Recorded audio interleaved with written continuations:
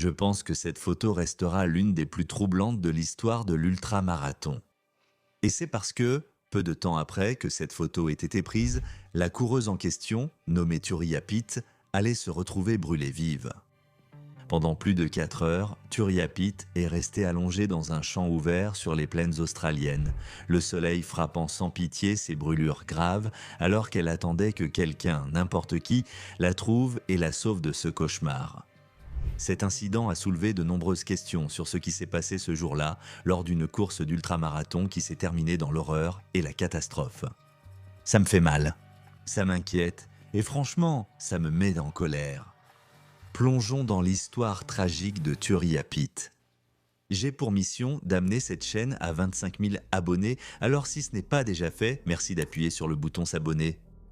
En 2011, Turia Pitt, passionnée de fitness et coureuse d'ultramarathon de 24 ans, s'est lancée dans un ultramarathon de 100 km à Kimberley en Australie occidentale.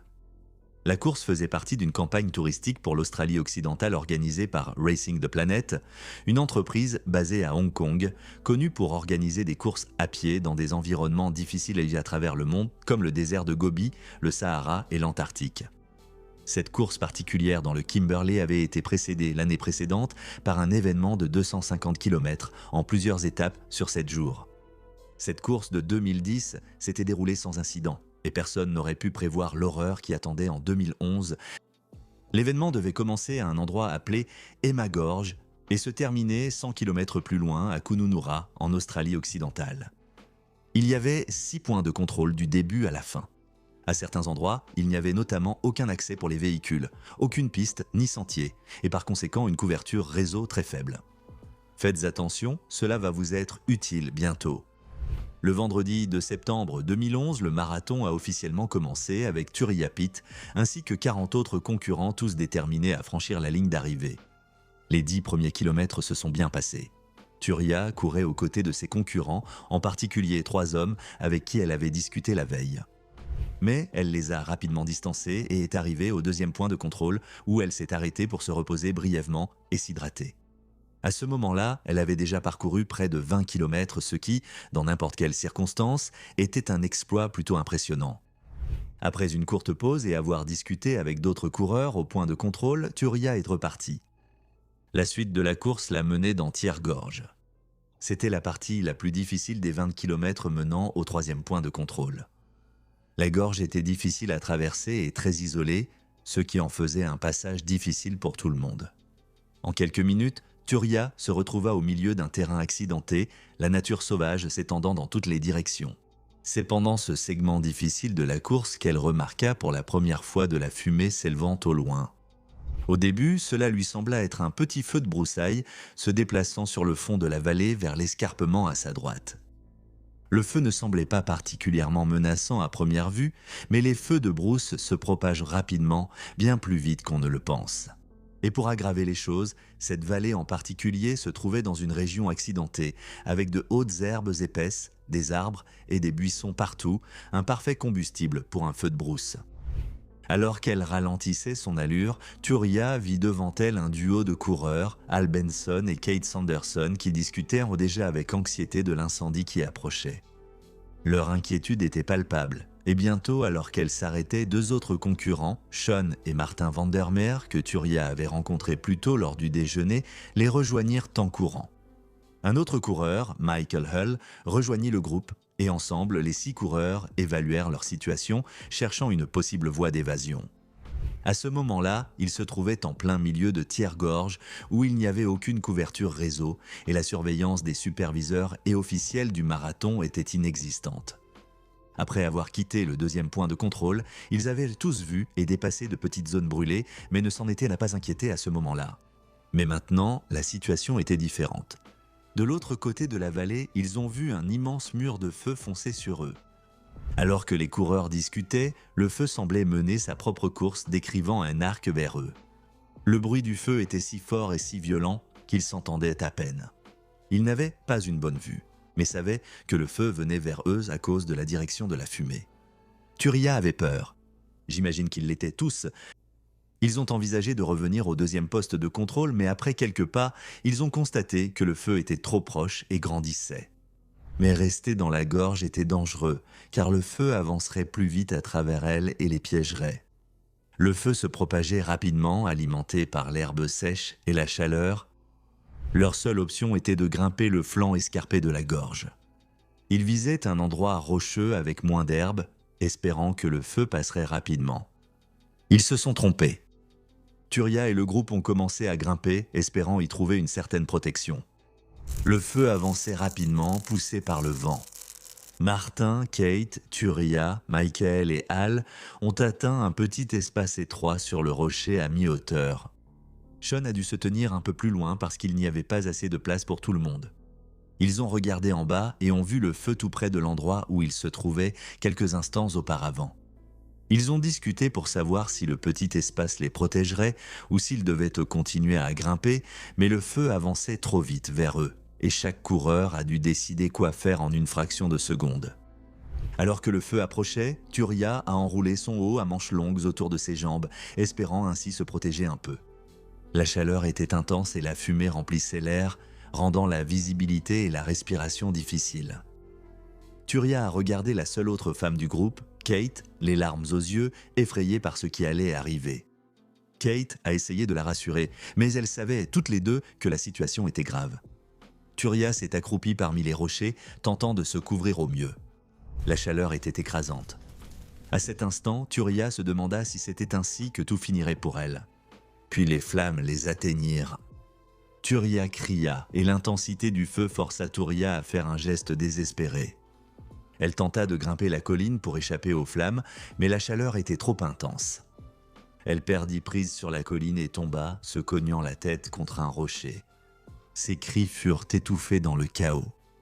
Je ne peux qu'imaginer ce que Turia a ressenti dans ces moments terrifiants alors qu'elle faisait face à toute la fureur du feu. Les flammes ont touché sa peau partout, son dos, ses jambes et son visage.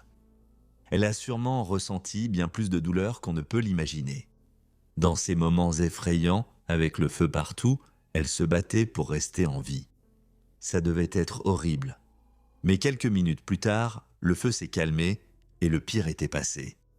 Les coureurs, bouleversés, se sont tous regroupés.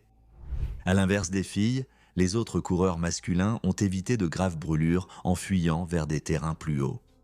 Mais Turia et Kate n'ont pas eu cette chance. Toutes deux avaient subi des brûlures du premier degré sur 60% de leur corps. Turia était la plus touchée. Son visage était à moitié fondu, avec sa peau qui se détachait littéralement au moindre contact. En la voyant, Michael Hull, l'un des 6 coureurs, a immédiatement imaginé le pire.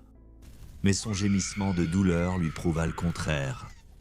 Les 6 coureurs, avec les 2 femmes gravement brûlées, pensèrent que de l'aide arriverait bientôt. Ils sont donc restés dans cette vallée, attendant ce qui leur a paru une éternité. Pendant 4 heures d'agonie, ils sont restés assis au milieu des conséquences de l'incendie, chaque minute s'étirant interminablement. La douleur était inimaginable. Turia, avec de graves brûlures aux lèvres et à la gorge, ne pouvait recevoir que quelques gorgées d'eau pour atténuer la douleur. Dans toute cette situation, on s'attendrait à une vaste enquête pour comprendre exactement ce qui s'est passé ce jour terrible. Après tout, il semble peu probable qu'un incendie de brousse prenne au dépourvu une course de 100 km.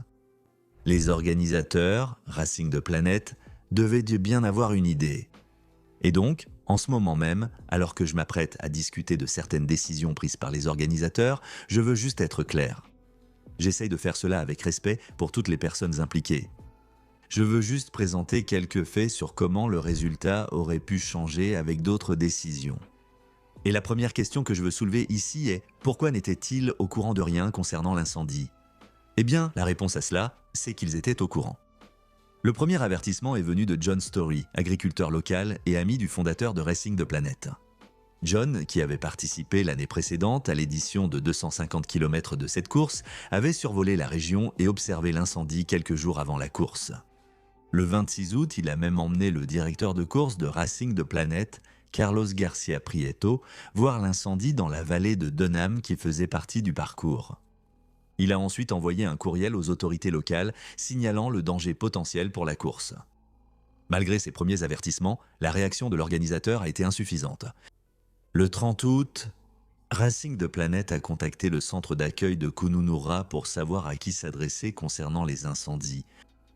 On leur a conseillé de s'adresser à Tony Stevenson du bureau local de l'autorité des services d'incendie et d'urgence, ainsi qu'à Lake Bentley du département de l'environnement et de la conservation.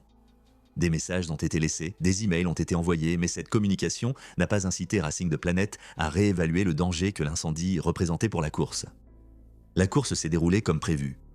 Le jour de la course, John Story, non inscrit officiellement mais inquiet pour la sécurité, a de nouveau survolé le parcours. Il a été choqué de voir l'incendie s'être autant propagé. Il a aussitôt tenté d'avertir Racing the Planet, contactant même Nathan Summers, le pilote d'hélicoptère filmant la course, pour prévenir les organisateurs de l'incendie qui approchaient rapidement du parcours. Lorsque le message est arrivé au responsable de l'événement de Racing the Planet au deuxième point de contrôle, son urgence avait été atténuée par de multiples transmissions et les organisateurs n'ont pas agi de façon décisive pour stopper ou dévier les coureurs. L'urgence du message a été atténuée par une série de malentendus et de suppositions, ce qui a gravement compromis la réaction face au feu de brousse qui approchait. Vous voyez, le message de Story à Summers était clair. Un feu franchissait la chaîne de montagnes à 2 km et atteindrait la piste dans 2 heures. Le calcul de 2 heures de John Story placerait le feu au point de contrôle numéro 2 vers 12h30. Les concurrents devaient atteindre le point de contrôle numéro 2 avant 14h, ce qui signifiait qu'il y avait un risque que les concurrents soient pris dans l'incendie. Cet avertissement urgent précisait la vitesse et la direction de l'incendie, mais quand Summers a relayé le message de Story aux officiels du point de contrôle numéro 2, ces détails ont commencé à se perdre. Summers n'ayant pu poser son hélicoptère près du point de contrôle à cause des broussailles, il a atterri à quelques kilomètres sur la Gibb River Road et a crié l'avertissement à un membre de l'équipe média au sol.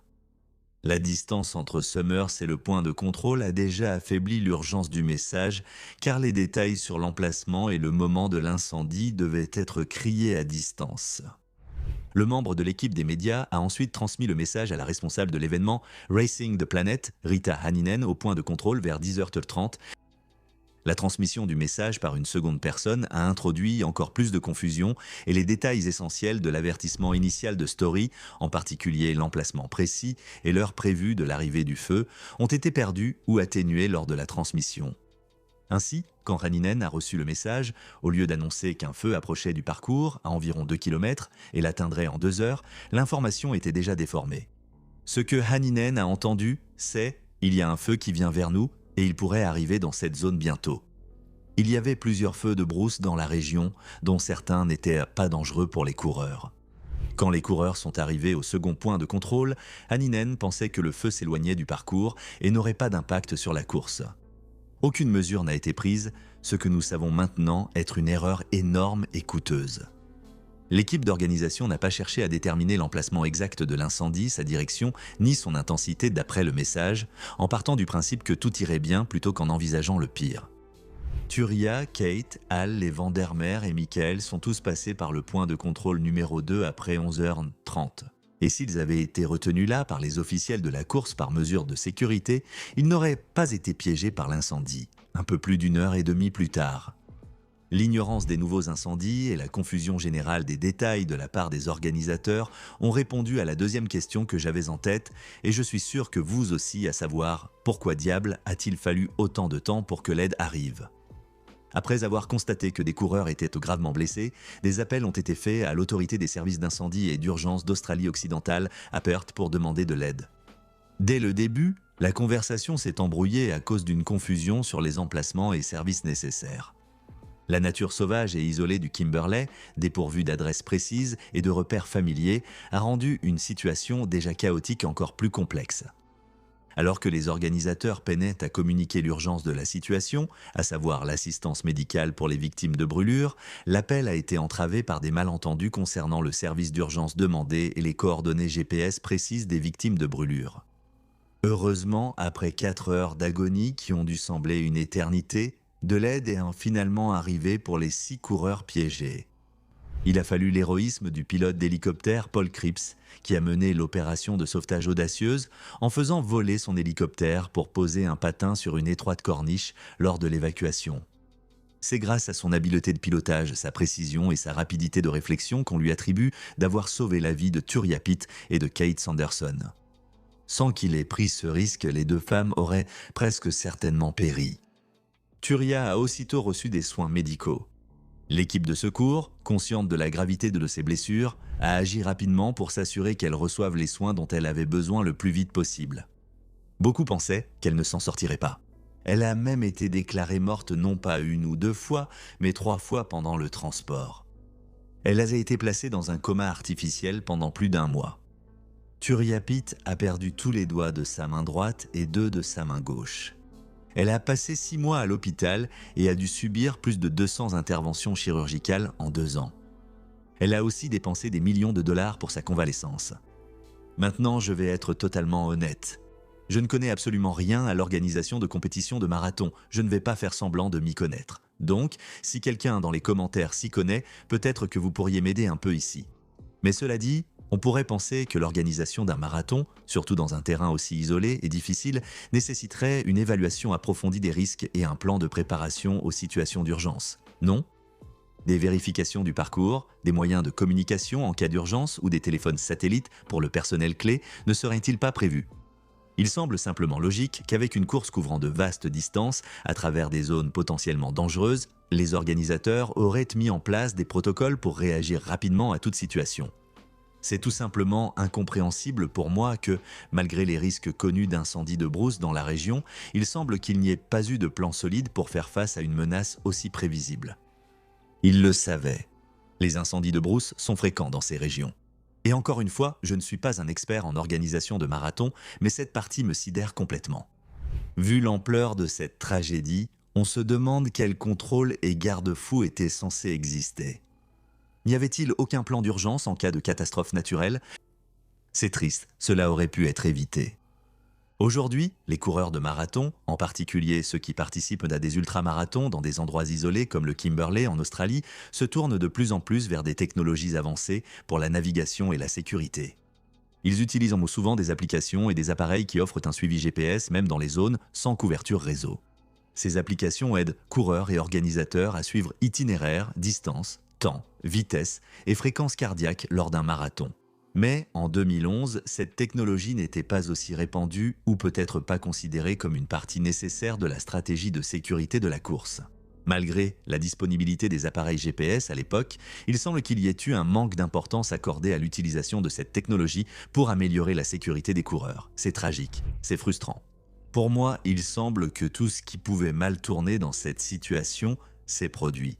D'après ce que je vous ai raconté de cette histoire, vous pourriez penser que Turia Pitt ne courait plus jamais. Et personne ne lui en voudrait après une expérience aussi incroyablement horrible qui a failli lui coûter la vie. Mais non, c'est une femme et une coureuse vraiment inspirante. Turia est toujours une compétitrice d'ultramarathon qui, après sa guérison, a participé et remporté de nombreuses compétitions de course, y compris l'Ironman Challenge australien de 2016.